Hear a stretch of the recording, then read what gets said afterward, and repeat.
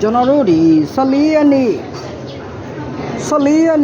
ကျွန်တော်တို့ဒီ12နာရီမှာပေါ့နော်12နာရီမှာကျွန်တော်အကြိုက်ဆုံးခဏ၄ခွက်3ခွက်လောက်တွက်ပြမယ်ပေါ့နော်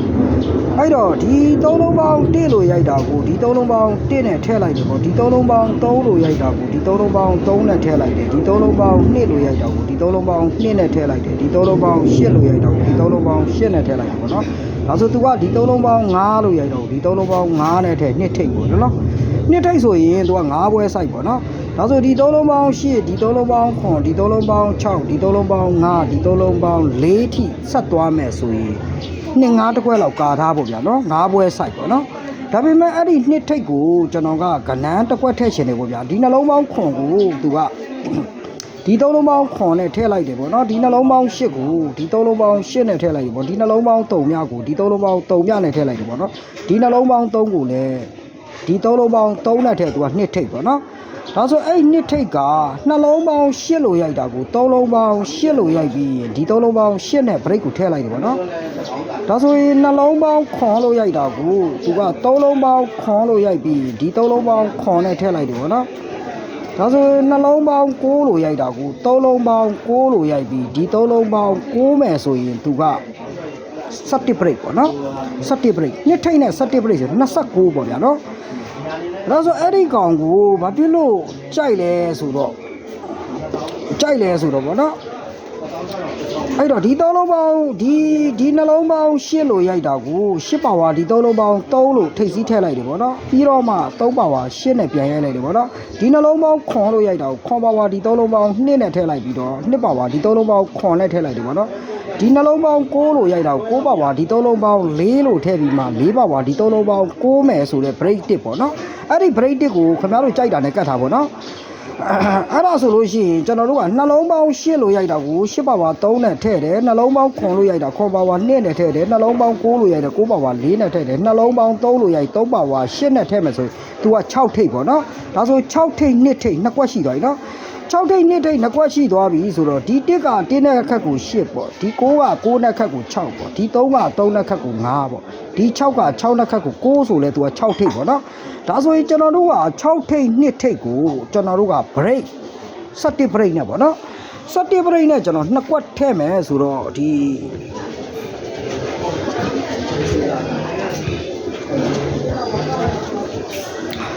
အဲ့တော့17 break နဲ့2ကွက်ထည့်မယ်ဆိုတော့ကျွန်တော်တို့ကဒီမှာ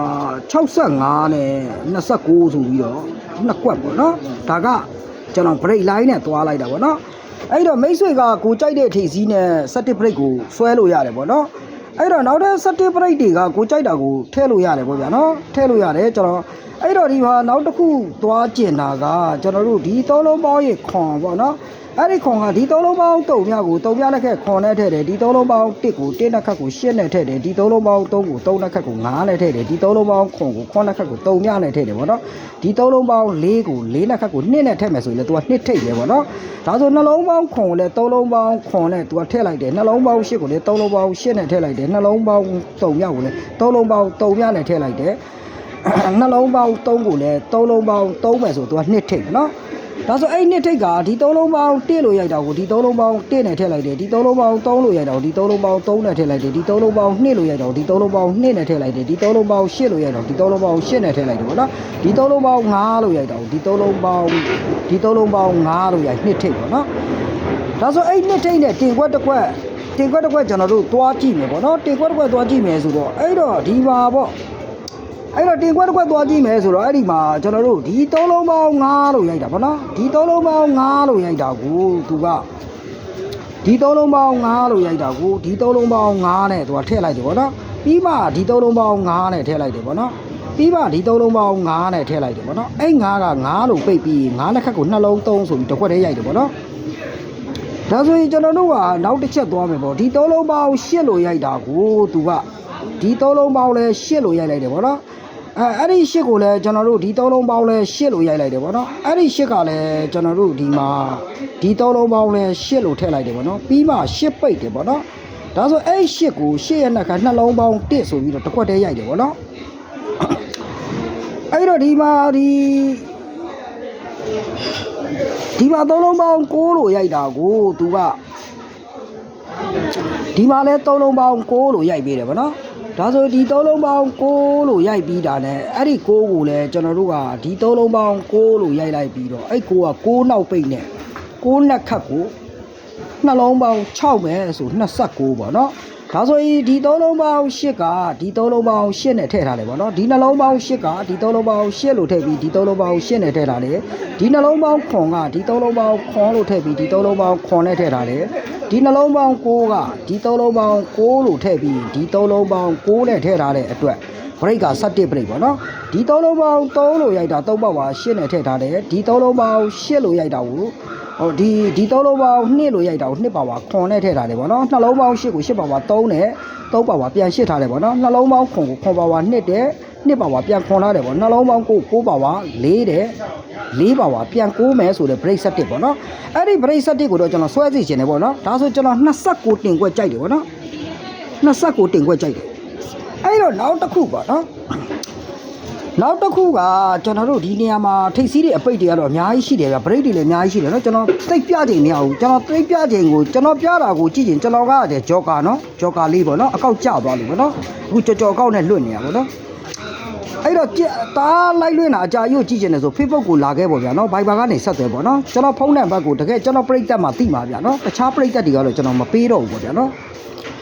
အဲ့တော့ဒီမှာကျွန်တော်တို့နောက်တစ်လိုင်းသွားကြည့်မယ်ပေါ့နော်နောက်တစ်လိုင်းကလည်းတော်တော်ကောင်းတယ်ဗျာနော်နှလုံးပေါင်း9လို့ရိုက်တာပေါ့နော်နှလုံးပေါင်း9လို့ရိုက်တာကို9ရဲ့နှစ်ခတ်3လုံးပေါင်း3နဲ့ထည့်လိုက်တယ်ပေါ့နော်ပြီးပါနှလုံးပေါင်း3နဲ့ထည့်လိုက်တယ်ပေါ့နော်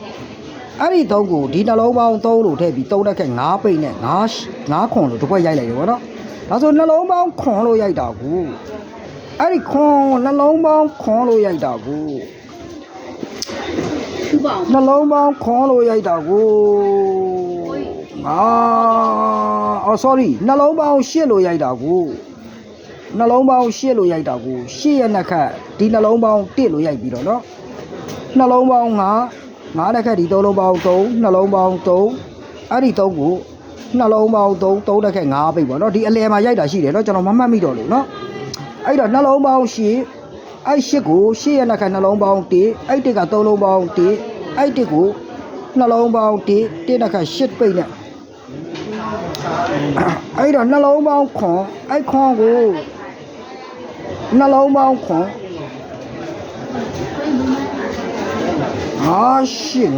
ငါတော့မျက်စိလဲသွားပြီဟာငါခွန်ငါလက်ခက်3 8လက်ခက်1ခွန်လက်ခက်3မြသွားမှာငါခွန်မမှတ်မိတော့ဘူးဗျာနော်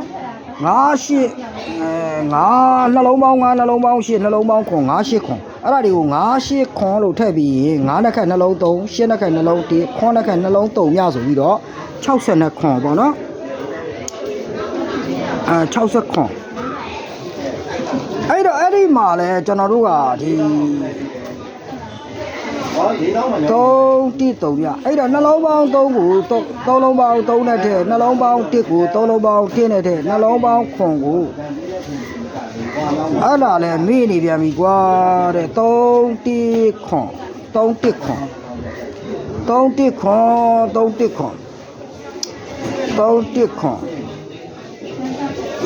ထားလိုက်တော့ဗျာကျွန်တော်ဒီ3ခွန်ဆိုတော့ကျွန်တော်ဒီဖရိန်ဆိုင်ကိုမမှတ်မိတော့ဘူးနှလုံးပေါင်း3နှလုံးပေါင်း1နှလုံးပေါင်းခွန်3ခွန်ပေါ့နော်အဲ့ဒါတွေကို3ခွန်လို့ရိုက်ပြီးတော့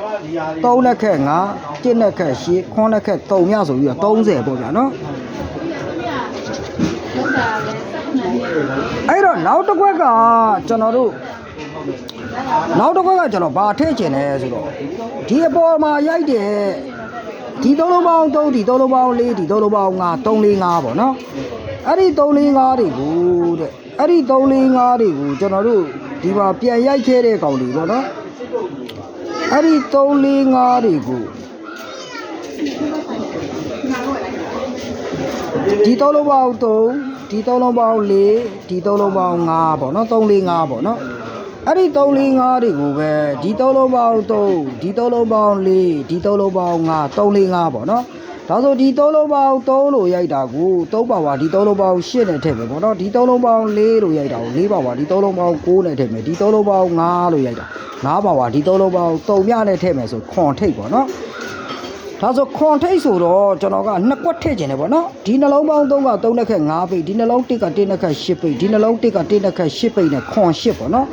ခွန်10ဒါဆို3 4 5ဆိုတော့ကျွန်တော်တို့ဒီ3လုံးပေါင်း3ကို3ပါဝါ8လို့ရတယ်ဒီ3လုံးပေါင်း4ကို4ပါဝါ9လို့ရတယ်ဒီ3လုံးပေါင်း5ကို5ပါဝါ3မြနဲ့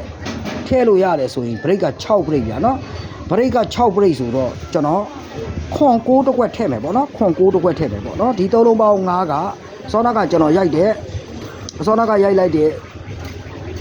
စောနာကရိုက်လိုက်တယ်တဲ့ site ပဲရပါဒီ3လုံးပေါင်း5ကိုဒီ3လုံးပေါင်း5ကိုဒီ3လုံးပေါင်း5လို့ထည့်ပြီးအဲ့ဒီ5ဒီ3လုံးပေါင်း5လို့ရိုက်ပြီးအဲ့5ကဒီ3လုံးပေါင်း5လို့ရိုက်ပြီး5ပိတ်တယ်နော်5ပိတ်တယ်ဒါဆိုအဲ့5ပိတ်တဲ့အချိန်မှာပဲကျွန်တော်တို့အစောတက်ကရိုက်လိုက်တဲ့ဒီ3 4 5ပေါ့နော်ဒီ3လုံးပေါင်း3လို့ရိုက်တာကိုဒီ3လုံးပေါင်း3လို့ရိုက်ပြီးအဲ့3ပါပါဒီ3လုံးပေါင်း8လို့ထည့်လိုက်တယ်ပေါ့နော်ဒါဆိုဒီ3လုံးပေါင်း8လို့ထည့်ပြီးအဲ့5ပိတ်နဲ့ခွန်5ပေါ့နော်ဒါဒုတိယတစ်ကက်မှာကြတော့ဒီ3လုံးပေါင်း8လို့ရိုက်တာကို तू ကဒီ3လုံးပေါင်း8လို့ရိုက်ပြီးဒီ3လုံးပေါင်း8လို့ရိုက်ပြီးအဲ့8ကလည်းဒီ3လုံးပေါင်း8လို့ရိုက်တယ်အဲ့ဒီ8ကိုဒီ3လုံးပေါင်း8လို့ရိုက်တယ်ဗောနော်ပြီး8ပိတ်တယ်ဗောနော်8ပိတ်တဲ့အချိန်မှာပဲကျွန်တော်တို့ဒီ3လုံးပေါင်းဒီအပေါ်ကရိုက်တဲ့ဒီ3လုံးပေါင်း4လို့ရိုက်တာကိုဒီ3လုံးပေါင်း4လို့ရိုက်ပြီး4ပါဝါဒီ3လုံးပေါင်း9လို့ရိုက်ပြီး4ထိပ်စီးနဲ့4 8လို့တစ်ခွက်ဆက်ရိုက်တယ်ဗောနော်ဒါဆိုတတိယကတ်မှာကဒီ3လုံးပေါင်း6လို့ရိုက်တာကို तू ကဒီ3လုံးပေါင်း6လို့ရိုက်ပြီးဒီ3လုံးပေါင်း6လို့ရိုက်တယ်အဲ့6ကဒီ3လုံးပေါင်း6လို့ရိုက်ပြီးအဲ့6က6ပိတ်လို့သွားမယ်ပေါ့နော်ဒါဆိုဒီ6ကို6ပိတ်လို့သွားတဲ့အချိန်ပါပဲစောတာကကျွန်တော်တို့ဒီ3လုံးပေါင်း5ကိုဒီ3လုံးပေါင်း5လို့ထည့်ပြီး9ရက်ပါပါဒီ3လုံးပေါင်း3မြဆိုပြီး89ပေါ့နော်ဒါဆို89ဆိုတော့ तू ကဒီ3လုံးပေါင်း3ကို3ပါဝါ8နဲ့ထည့်မယ်ဒီ3လုံးပေါင်း4ကို4ပါဝါ9နဲ့ထည့်မယ်ဒီ3လုံးပေါင်း5ကို5ပါဝါ3မြထည့်မယ်ဆို break 6ပေါ့နော် break 6ဒါဆိုရင် break 6နဲ့6တစ် break ကြိုက်တယ်ပေါ့ဗျာနော်6တစ် break ကြိုက်တယ်ဆိုတော့တကယ်လို့ तू ကဒီ3လုံးပေါင်း8ကိုဒီ3လုံးပေါင်း8နဲ့ထည့်မယ်ဒီ3လုံးပေါင်း9ကိုဒီ3လုံးပေါင်း9နဲ့ထည့်မယ်ဒီ3လုံးပေါင်း6ကိုဒီ3လုံးပေါင်း6နဲ့ထည့်မယ်ဆို break 8ပေါ့နော်အဲ့တော့အဲ့ဒီ break 8တော့ကျွန်တော်မကြိုက်ဘူးဗျာနော် break 8တော့ကျွန်တော်မကြိုက်ဘူးဘာဖြစ်လို့မကြိုက်တာလဲဆိုတော့ဒီ3လုံးပေါင်း2ကိုဒီ3လုံးပေါင်း2နဲ့ထည့်ပြီးမှ break 2ထည့်ထားတယ်ဒီ3လုံးပေါင်း2ကိုလည်းဒီ3လုံးပေါင်း2မှာ break 2ထည့်ထားတယ်ပေါ့နော်ဒါဆိုဒီ3လုံးပေါင်း2ကိုဒီ3လုံးပေါင်း2ပြီးမှ break 2ထည့်ထားတယ်ပေါ့နော်ဒါဆိုရင်အဲ့မှာကျွန်တော်ဒီ3လုံးပေါင်း8ကိုဒီ3လုံးပေါင်း6ရိုက်ထားတယ်ပေါ့နော်ဒါဆိုသူကဒီ3လုံးပေါင်း2က break 2ဒီ3လုံးပေါင်း2က break 2ဒီ3လုံးပေါင်း2က break 2ဒီ3လုံးပေါင်း6က break 6ကျွန်တော်တိတ်တော့မကြိုက်ဘူးဗျာနော်ဒါဆိုဒီ3လုံးပေါင်း2က break 2ဒီ3လုံးပေါင်း2က break 2ဒီ3လုံးပေါင်း2က break 2ဒီ3လုံးပေါင်း8က break 8ပေါ့နော်အဲ့တော့6တို့8တို့ break မကြိုက်ဘူးပေါ့နော်နောက်တစ်ခုဒီ3လုံး4က4တက်က2 break ဒီ3လုံး4က4တက်က2 break ဒီ3လုံး4က4တက်က2 break ဒီ3လုံး6က6တက်က9 break ပေါ့နော်အဲ့တော့အဲ့ဒီမှာခွန်6တစ်ခွက်ထည့်ထိုးလို့ရတယ်ဒါပေမဲ့ကျွန်တော်ကခွန်6မထည့်ဘဲနဲ့ကျွန်တော်ခွန်4လို့ကျွန်တော်ထည့်လိုက်တယ်ပေါ့နော်ခွန်4လို့ကျွန်တော်ထည့်လိုက်တယ်ပေါ့နော်ဒါဆိုခွန်4ဆိုကျွန်တော်4အပိတ်ကလွယ်ပါတယ်ဗျနှလုံးပေါင်း8ကနှလုံးပေါင်း8နဲ့ထည့်တယ်နှလုံးပေါင်း3မြက3မြနဲ့ထည့်တယ်နှလုံးပေါင်း3က3နဲ့ထည့်တယ်နှလုံးပေါင်း6က6နဲ့ထည့်တယ်ဆိုတော့4ပိတ်နဲ့ခွန်4ပေါ့နော်အဲ့တော့ကျွန်တော်ဒီမှာ80နဲ့4ရယ်29ရယ်65ရယ်30ရယ်ဆိုပြီးတော့30 60ခွန်ဆိုပြီးတော့ဒဲ5ခွက်ကြိုက်တယ်ပေါ့နော်ကဲအားလုံးကကောင်းပါစေဗျအဲ့ထဲကနေပြီးတော့ကျွန်တော်အကြိုက်ဆုံး2ခွက်ကဒီ2ခွက်ပေါ့နော်နှစ်9နဲ့ခွန်4ပေါ့